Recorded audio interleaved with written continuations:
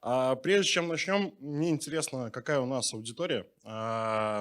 Давайте так начнем с того, что кто из вас так или иначе уже имел дело с дизайн-системой вообще в принципе?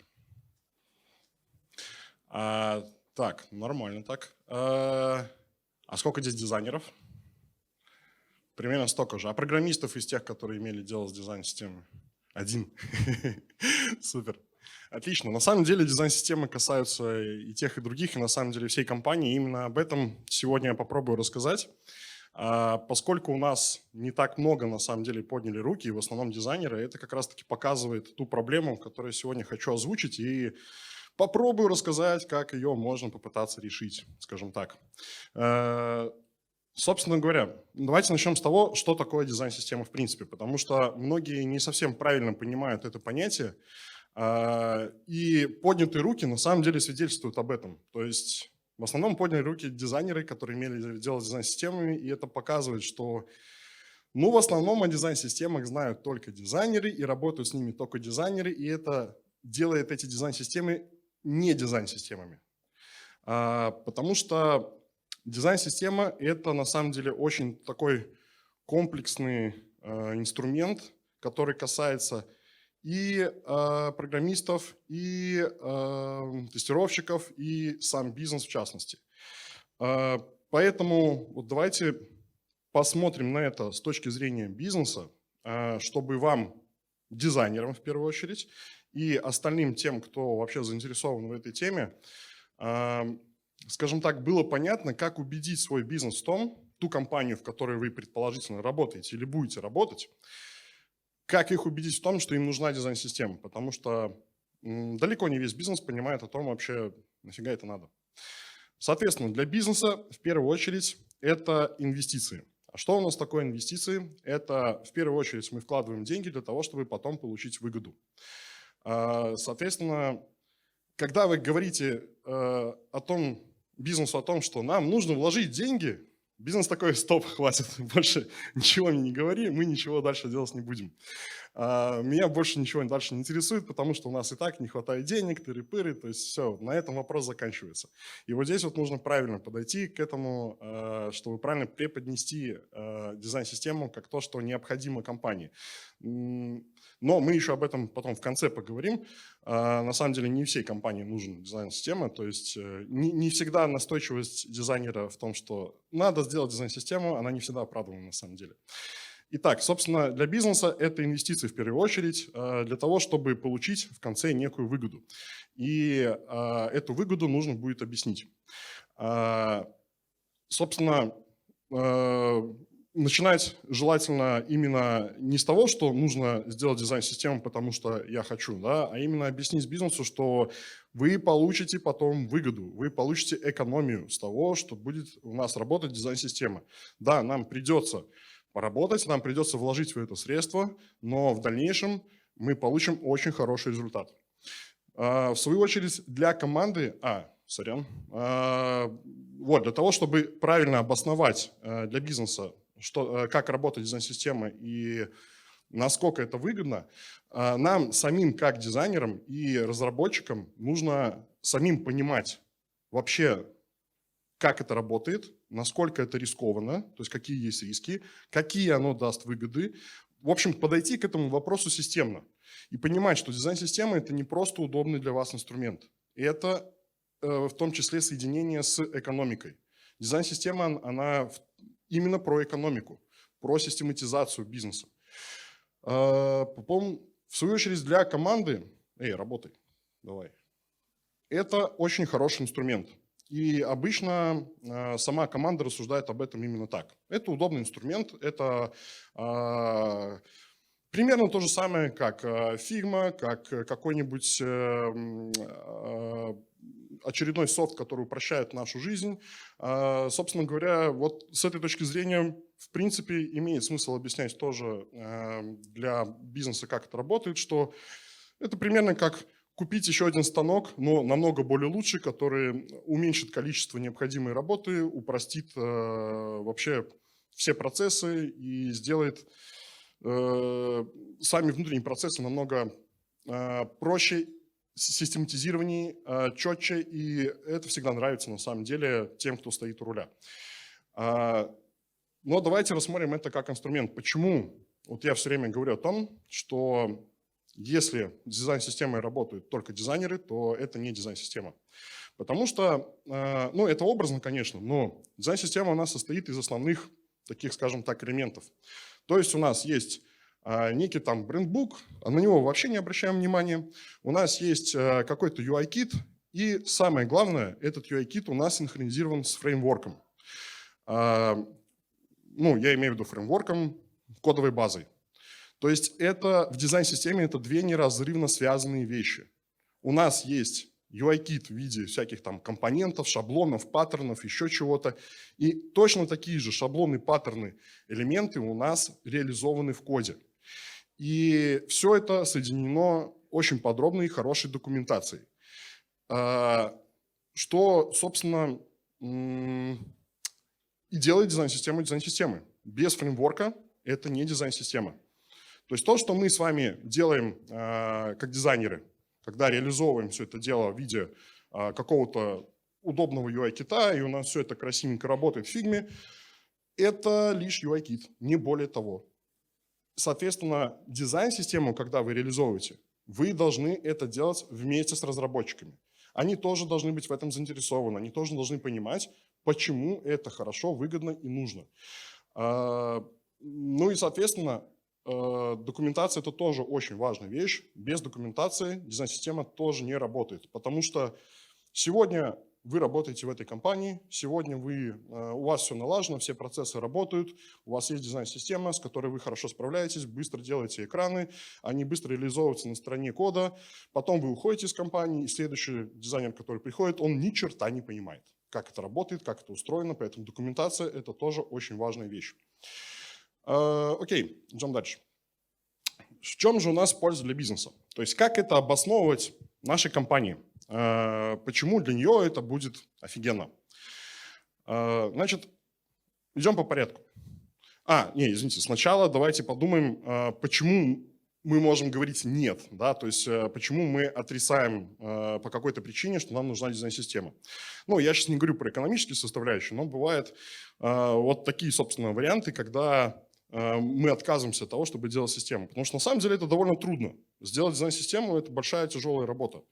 И в некоторых компаниях от нее просто отказываются. То есть вы приходите весь такой энергичный туда, там уже своя команда сформировалась, и они такие, ну что ты вот лезешь, ты сиди на своем месте, работай, не рыпайся, у нас все налажено, все хорошо. И, соответственно, аргументации куча разных. То есть это лишь примеры того, какая аргументация может быть. Но в основном аргументация такая, что у нас уже много работы, мы загружены на 146%, и вставлять сюда еще какую-то работу с дизайн-системой мы просто не справимся с этим, поэтому нет смысла с этим работать. Вот. Соответственно, давайте посмотрим на аргументы в пользу. Давай уже. Есть. Вот, соответственно, когда у нас есть какая-то компания, которая работает с постоянной реализацией своих каких-то продуктов, ну, то есть это могут быть продукты на заказ или собственные продукты, то это ускоренный выход на рынок. Поскольку, когда есть дизайн-система, мы можем очень быстро что-то реализовать. Нам не нужно долго разрабатывать дизайн, нам не нужно долго разрабатывать код, у нас уже все, в принципе, подготовлено, собирая как из конструктора Lego. Это за собой влечет сокращение на разработку. Это уже хороший аргумент. То есть, ребята, мы потратим меньше денег. Что может быть лучшим аргументом для бизнеса? На этой стадии уже хорошо работает. Дальше. Это хорошая масштабируемость. Это уже работает, этот аргумент работает в случае большой какой-то компании, у которой много продуктов, и все они завязаны на какой-то, допустим, единый брендинг, какую-то единую систему. Как правило, там уже есть что-то наподобие дизайн-системы, но не всегда она связана с кодом, поэтому, скорее UI-кит. Вот, соответственно, вместо того, чтобы, допустим, у нас меняется частично брендинг, вот представьте себе просто такую компанию, как Макдональдс, когда у нее поменялся брендинг. Да? Вы помните, раньше он был такой красненький, желтенький, весь игривый, а потом они решили стать серьезным рестораном, И их брендинг поменялся на более строгие цвета. Представляете, сколько это было работы для дизайнеров? В случае с наличием дизайн-системы это на самом деле не сильно сложно. То есть поменять брендинг целой компании, куча продуктов – это не большая беда. Поэтому вот такой аргумент, он как что-то типа такого аргумента на будущее, он может тоже хорошо сработать. Ну давай, работай, ну что ты… Консистентность. Я ж не перелистнул? Не перелистнул, окей. Вот, консистентность. Благодаря дизайн-системе у вас получается сохранять консистентность. Что такое консистентность? Это у нас единообразие всего того, что мы делаем в рамках всего продукта. То есть полгода назад мы делали какую-то кнопочку, она у нас выглядит определенным образом. Через полгода у нас немножко поменялось видение, мы стали делать другую кнопочку.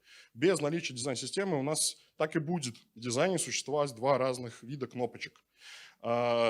Дизайн-система помогает этого избежать. Она помогает сделать весь дизайн более единообразным, более цельным, потому что вы просто меняете шаблон, и это обновляет весь продукт, включая предыдущие какие-то дизайны, которые были реализованы давно. Ну а консистентность у нас влияет на лояльность пользователя, на самом деле. Вот, дальше. Сотрудничество и улучшение внутрикомандной работы. Собственно говоря, поскольку, как я уже сказал, дизайн-система – это вещь, которая неразрывно связывает и дизайн, и разработчиков, то в этой ситуации, на самом деле, вы начинаете, во-первых, больше общаться, как минимум. Во-вторых, ваше общение начинает систематизироваться. Ну, как это вообще, в принципе, в жизни происходит в большинстве компаний? Дизайнер делает какой-то макет, отдает… Ну, по крайней мере, раньше так происходило, да, отдает его разработчикам, разработчики начинают пытаться с этим что-то реализовать, что-то пытаются закодить, у них что-то не получается, потому что дизайнер что-то не предусмотрел, они бегут к дизайнеру, начинают выяснять, кто что, чего не доделал неправильно, дизайнер их обвиняет в том, что они не могут что-то сделать, разработчики его обвиняют в том, что он ничего не умеет рисовать, и пошло-поехало. А дизайн-система помогает этого тупо избежать, потому что мы договариваемся на берегу, мы договариваемся заранее о том, как у нас и что будет работать.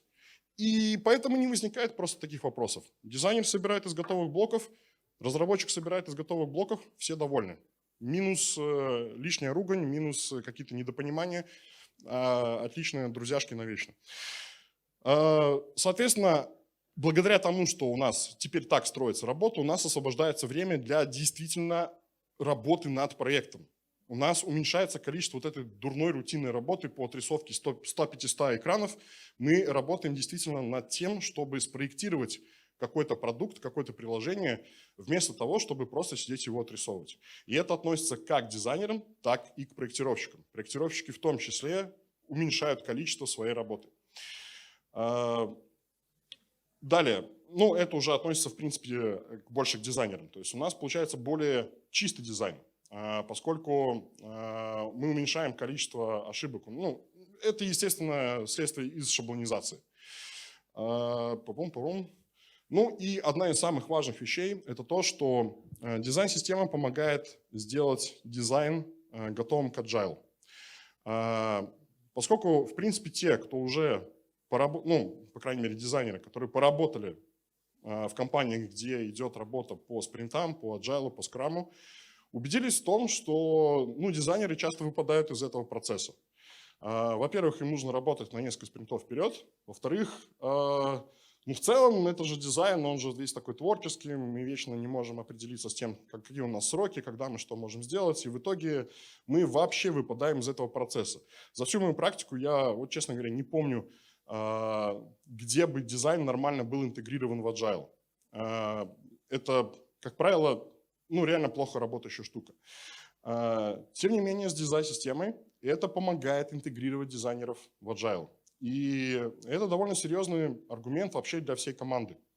Поскольку, в принципе, улучшается сама командная работа, сами дизайнеры становятся более, скажем так, контролируемыми, что ли. Ну и, в принципе, сами дизайнеры должны быть в этом заинтересованы, чтобы стать более контролируемыми. Далее. Улучшается доступность. Здесь банально то, что мы просто не тратим кучу времени на то, чтобы сделать доступными, здесь имеется в виду доступность для людей с некими ограничениями. И не нужно здесь воспринимать только кого-нибудь там на колясках, с ограничением зрения и еще что-то. тупо водитель, который ведет машину, он уже находится в категории ограниченных людей. Плохо прозвучало. Соответственно, мы не тратим много времени на то, чтобы улучшить доступность, потому что нам просто нужно ее правильно сделать в наших шаблонах. Дальше это все распространяется на весь дизайн. В то же время, как раньше, нам приходилось буквально каждый элемент в дизайне проверять на доступность. Ну и то, что важно, в принципе, для многих специалистов, это меньше выгорания. Опять же, поскольку вы перестаете делать кучу рутинной работы по отрисовке кучи экранов, разработчики также, ну, на самом деле разработчики давно уже пришли к этому, к шаблонизации, и на самом деле они давно с этим работают, но вот дизайнеры наконец-то дошли до этого. Так вот, благодаря тому, что вы шаблонизируете свою работу и вы собираете экраны как конструктор Lego, вы начинаете заниматься более интересной работой, вы начинаете заниматься проектированием. Ну, а это прикольно. Это переключение постоянно с разных задач на другие задачи, и, соответственно, вы перестаете выгорать. На самом деле дизайнеры – это и так одна из самых маловыгораемых специальностей, но если все время сидеть и рисовать одно и то же, тоже можно выгореть как нечего. Окей, немножко цифр. Провели одно исследование в самой фигме и посмотрели, насколько ускоряется работа с применением дизайн-системы без ее применения, а вернее с применением статических гайдлайнов. Но это, по сути, UI-кит просто. Так вот, дизайн-система ускорила по их данным на 34% скорость. То есть они начали делать работу на 34% быстрее. Далее. Такой дизайнер, известный как Брин Рэй, тоже в своей работе делал исследование и обнаружил примерно похожую цифру, то есть в 31% дизайн-система ускорила работу над продуктом. В такой компании, как Seagate, тоже провели свое исследование и заметили, что, ну, выявили, что они начали рисовать экраны на 10-20 раз быстрее, чем до этого, при помощи дизайн-системы. Подозреваю, что до этого они даже UI-кит не использовали, потому что, ну, очень большая цифра. И вот интересно еще одна визуализация, это уже касается больше даже разработчиков. После применения дизайн-системы в такой компании, как Badu, эту вот визуализацию сделал их дизайнер Кристиано Ростелли. Он посмотрел, как повлияла дизайн-система на количество изменений в стилевых файлах CSS вот с момента того, как они начали применять дизайн-систему. И тут налицо очень сильное сокращение вообще какой-либо работы с кодом. То есть шаблонизация в дизайне влияет не только на сам дизайн, но и на разработчиков. Поэтому в этом заинтересована должна быть вся команда. То есть дизайнер, если он хочет внедрить дизайн-систему в свою команду, ему нужно в том числе влиять на разработчиков. Ну и в такой компании, как Проспект, тоже провели исследование и заметили, что, опять же, они сэкономили 32% средств, ну то есть, по сути, они стали делать работу на 32% быстрее, потому что это и есть человек, и часы. У них возросла конверсия, у них возросла лояльность клиентов. То есть мы сейчас вот видим такую тенденцию, что дизайн-системы ускоряют работу примерно на 30%. Притом не только для дизайнеров, но в принципе для всей команды. То есть для всего отдела разработки. Что на самом деле очень-очень серьезные цифры. Из своей практики могу сказать так, что в свое время как-то раз я работал в одной компании, где внедрял дизайн-систему. Мы, правда, там только под конец начали ее внедрять именно в кодовую базу, то есть до этого, можно сказать, был UI-кит. Так вот, я был единственным дизайнером на 50 программистов именно благодаря дизайн-системе. То есть я один обслуживал всю компанию и работал всего 2 дня в неделю, несмотря на то, что мне платили full-time. Именно благодаря тому, что я настроил свою работу с помощью дизайн-системы так, что за 2 дня собирал все необходимые экраны по задачам, а потом занимался своими делами. И все были довольны, потому что работа выполняется, все окей, какие проблемы. Вот, поэтому дизайн-система – это хорошо, но у нее есть на самом деле недостатки. Один из них мы уже упомянули – это большая стоимость. Дизайн-система – это на самом деле очень дорого.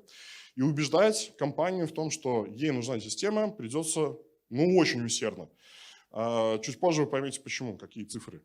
Также нужна высокая квалификация. То есть дизайн-система, чтобы ее создать, я думаю, что, ну, по крайней мере, один человек уже знает, я вижу его глаза, что даже UI-кит создавать это не так уж просто. То есть, когда вы начинаете шаблонизировать что-то, вам нужно думать намного вперед, пытаться понять, как это будет работать в абсолютно разных ситуациях, как это будет работать в каких-то совершенно нестандартных ситуациях. И при этом вы пытаетесь создать такой шаблон, который вам максимально автоматизирует, ну, желательно все, конечно, но это идеальная ситуация, конечно, такого не бывает, но тем не менее вы к этому стремитесь.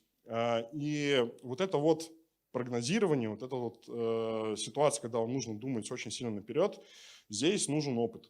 Но этот опыт нужно получать, поэтому если вы не начнете делать дизайн-систему уже сейчас, даже если у вас, допустим, не хватает квалификации, просто хотя бы попытаться научиться, это уже практика, которая вам будет полезна.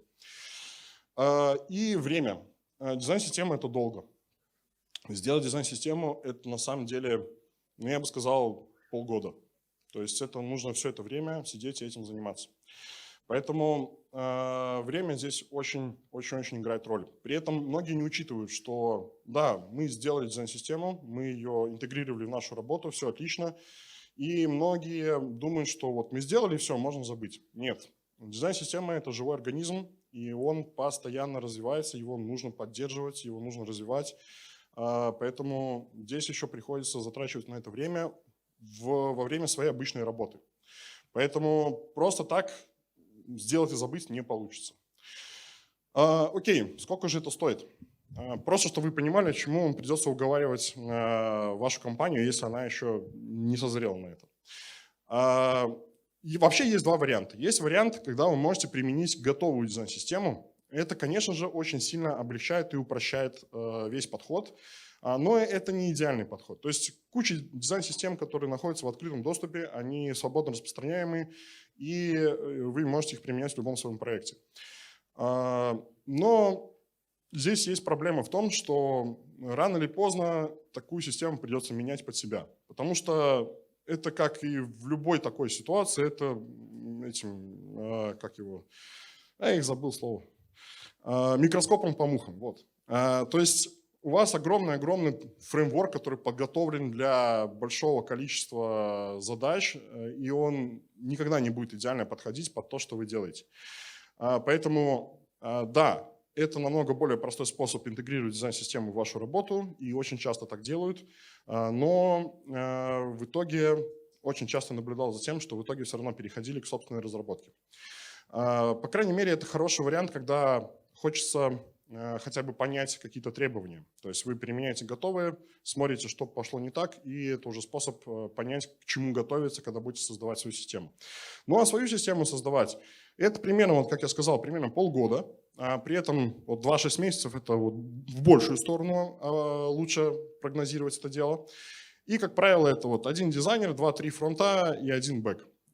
Больше на самом деле не сильно нужно, но если теперь посчитать всех этих людей на полгода, то мы получаем примерно вот такую сумму. Далеко не, ну, в наших реалиях примерно, да, очень ориентировочно. Понятное дело, что на самом деле здесь еще нужно учесть налоги, но это уже задача бизнеса. Поэтому, когда вы называете бизнесу вот такую сумму, как правило, после этого с вами перестают разговаривать. Так, хорошо. Но после этого можно дать аргумент. Дизайн-система начинает экономию буквально с самого начала своего разработки, ну практически. То есть уже буквально через месяц, даже пока она еще не готова, она уже начинает экономить время. И готовая дизайн-система способна экономить до 400 часов в год на специалиста.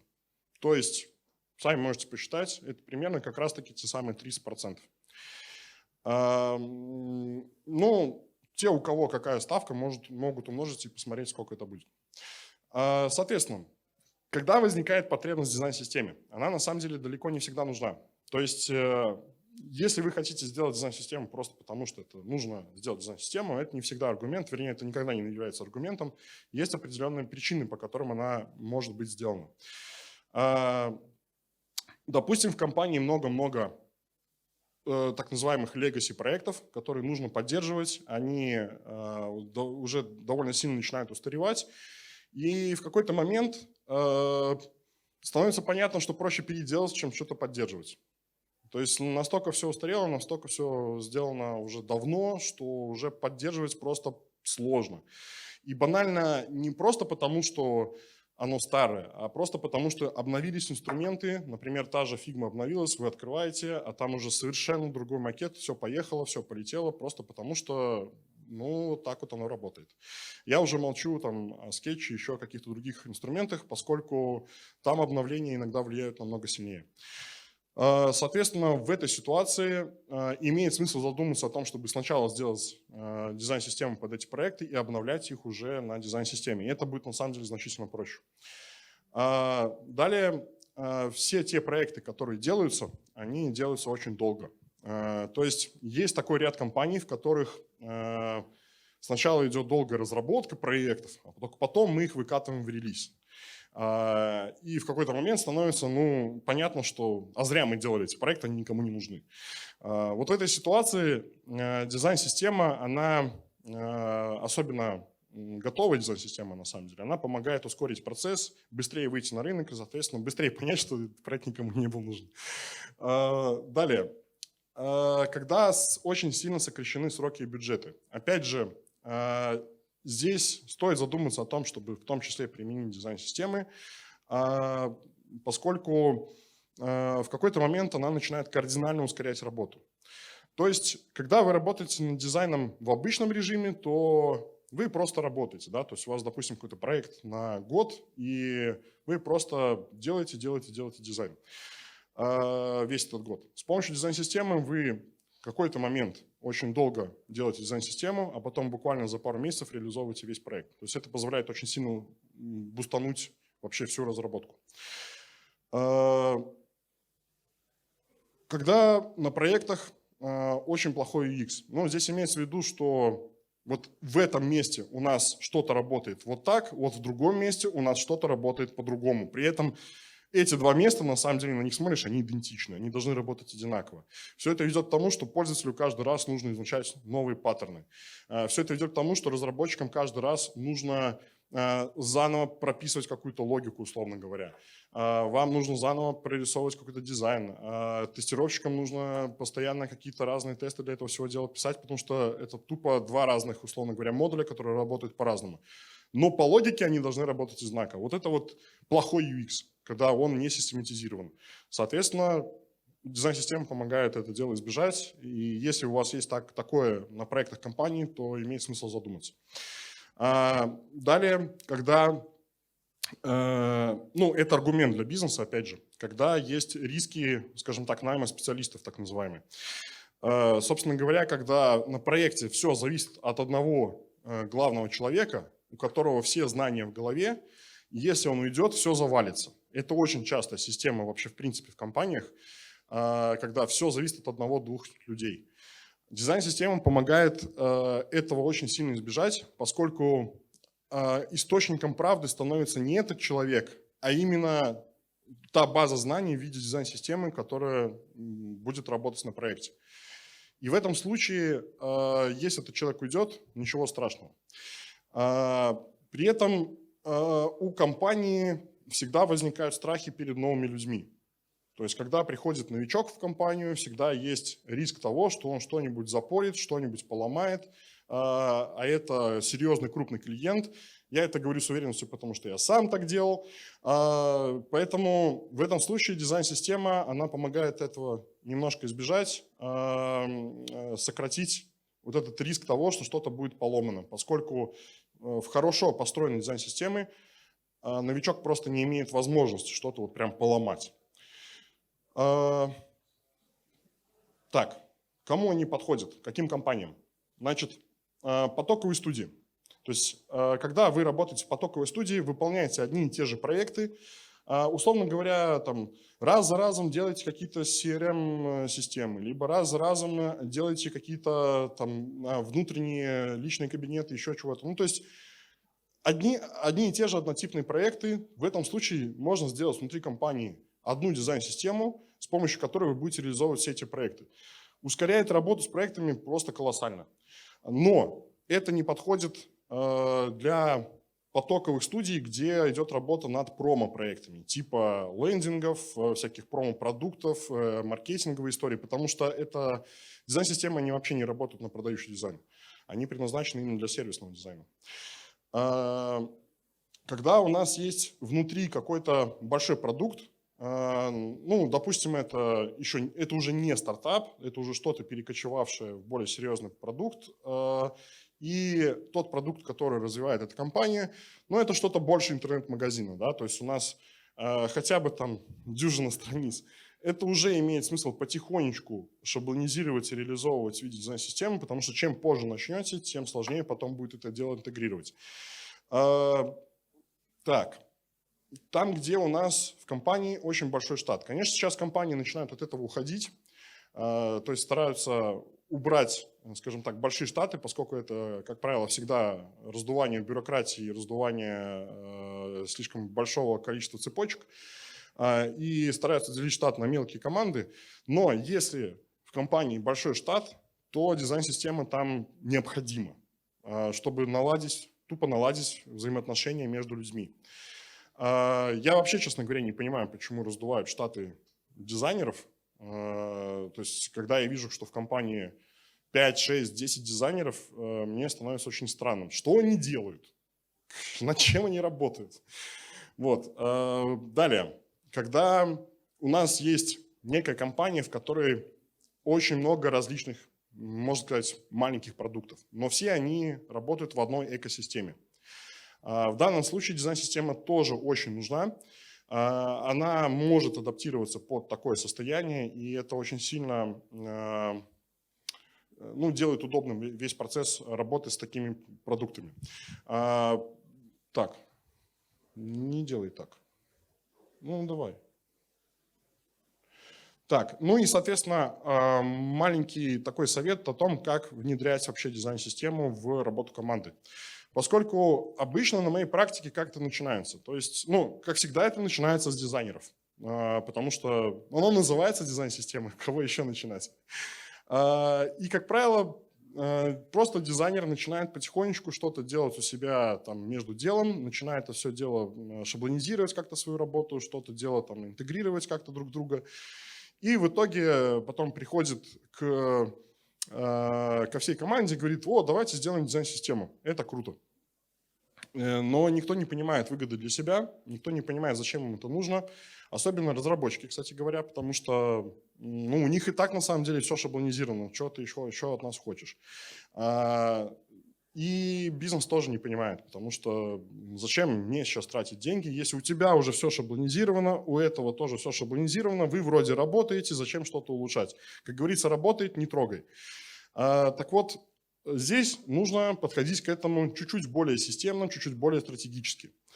Для начала, если вот вы такой инициатор и хотите интегрировать дизайн-систему в работу команды, то нужно к этому подойти, скажем так, немножко более с точки зрения именно бизнеса.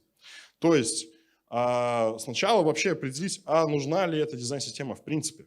То есть, потому что может оказаться, что на самом деле это только ваши фантазии, что она нужна. На самом деле, заговариваться начинаю. По факту она не нужна. Вот. Поэтому сначала определяем стратегическую необходимость. То есть, вот примерно то, что я до этого озвучил, что у нас есть определенные ситуации, при которой дизайн-система реально поможет. Далее нужно четко определить цель. Вот нам нужна дизайн-система для того, чтобы что-то сделать, чтобы что-то улучшить, конкретные получить результаты. Когда вы озвучиваете и для себя эти результаты, и для бизнеса, становится более-менее понятно вообще, для чего это работает. Далее описать эти бизнес-преимущества, именно бизнес-преимущества. Не то, что у меня в дизайне все будет хорошо систематизировано, не то, что у нас в коде будет все хорошо систематизировано. Честно говоря, бизнесу на это вообще плевать. Им важен результат. Поэтому вам нужно продумать именно бизнес-преимущества, почему это будет выгодно для бизнеса. Далее примерно прикинуть, сколько это будет стоить. Потому что эти цифры, они, во-первых, вас отрезвят, Вы наконец-то поймете, что значит с точки зрения бизнеса вообще разработка. Во-вторых, для бизнеса это уже будет какая-то конкретика. Люди, которые занимаются бизнесом, они любят конкретику, они любят, когда им говорят четкие цифры, что вот это будет стоить столько-то. И дальше я уже могу рассуждать и думать о том, как для меня это будет, с помощью чего я могу это оплатить, как я могу получить из этого выгоду, как я могу это купить и так далее. Важно описать риски, что риски на самом деле всегда есть. То есть мы можем сделать дизайн-систему, но в какой-то момент она может оказаться, что она не нужна. То есть мы потратили время, деньги и ресурсы зря. Вот нужно четко определиться, в какой ситуации могут возникнуть такие следствия. И в идеале еще и написать, как их избежать. И, собственно, оценить рентабельность, то есть показать бизнесу, в какой момент наше решение все-таки сделать дизайн-систему окупится, то есть через какое время. На самом деле этот подход, в принципе, хорош при любой инициативе внутри компании, поскольку вы обосновываете бизнесу сразу, вы подходите к бизнесу с его точки зрения, показываете, что вы думаете не только просто как идейный сотрудник, но и болеете за компанию саму. То есть вы пытаетесь улучшить работу компании, понимая какие-то трудности для бизнеса. И когда вы подходите с какой-то идеей к бизнесу вот в таком формате, шанс того, что ваша идея будет принята, увеличивается многократно. И что очень важно, у любой дизайн-системы должны быть метрики. Что здесь подразумевается? То есть, что такое метрики? То есть измеримые показатели того, что наша дизайн-система имеет какую-то рабочую результативность. То есть есть такие метрики, как ROI, например, да, это непосредственно сама окупаемость, что вот мы смогли сэкономить с помощью дизайн-системы вот такое-то количество часов. Или мы смогли обнаружить мы смогли уменьшить количество багов, которые у нас возникают после внедрения дизайн-системы на такое-то количество и так далее. Но это нужно измерять. То есть, если мы сделаем дизайн-систему, то есть поставьте себя на место просто бизнеса, да, вы как владелец бизнеса. Ваши сотрудники прогнули вас под какую-то инициативу, заставили вас потратить кучу бабла, и потом все затихло. А где результаты? Где в итоге какой-то итог? Что мы получили от этого? Я не понял. Я просто так деньги потратил или что? То есть нужно показать какой-то результат. Но не только бизнесу, но и вам самим. То есть метрики помогают вам также отслеживать, что у вас действительно что-то работает, либо где-то наоборот пошло что-то наперекосяк. То есть какая-то часть дизайн-системы, может быть, плохо работает, да? Там недостаточно что-то шаблонизировано, недостаточно правильно сделаны эти шаблоны, может быть, лучше их по-другому сделать, чтобы было удобнее с ними взаимодействовать. Собственно, по-моему, сорян, там еще кое-что есть, да. И что важно при работе с дизайн-системой, над дизайн-системой, это выделить для нее целую команду, которая будет заниматься только дизайн-системой. Важно объяснить всем, кто будет в этом хоть как-то принимать участие, что нельзя просто между делом там где-то что-то как-то шаблонизировать потихонечку, добавлять какие-то компонентики, кодика немножко пописать, и все вроде как через какое-то время заработает. Нет. Дизайн-система – это большой живой организм. Его нужно изначально правильно проектировать. Вот та самая компания, о которой я говорил, в которой я работал, я дизайн-систему переделывал 4 раза. Просто потому, что я неправильно ее спроектировал. Поэтому здесь надо садиться и продумывать, как это сделать верно. А для этого нужно выделять целую команду. И в эту команду нужно отправлять именно лучших специалистов. То есть если в какой-то момент вам будут предлагать, давай мы туда отправим пару джунов, которые как-нибудь справятся, так это не работает. Хотя бы, чтобы был один хороший специалист и пару джунов туда в обучение. То есть тогда это еще может сработать. Но вы просто, если вдруг захотите за это взяться, вы должны четко понимать, насколько это сложно. То есть Если вы никогда с этим еще не имели дела, то для вас это будет вызов. И вам придется много учиться. Дизайн-система охватывает очень большой спектр знаний, которые необходимо охватить. Поэтому с наскоку это не возьмешь. Нужно, чтобы был человек, который понимает, о чем идет речь и как это работает. И этим людям нужно дать полномочия. Они должны иметь право решать. Потому что очень часто ситуация, когда дизайн-система должна что-то изменить в текущем дизайне, а с той стороны говорят, нет, мы ничего менять не будем. И как тогда делать дизайн-систему? Никак, вы ничего не можете поменять. Собственно, вот, теперь на этом все. Примерно так.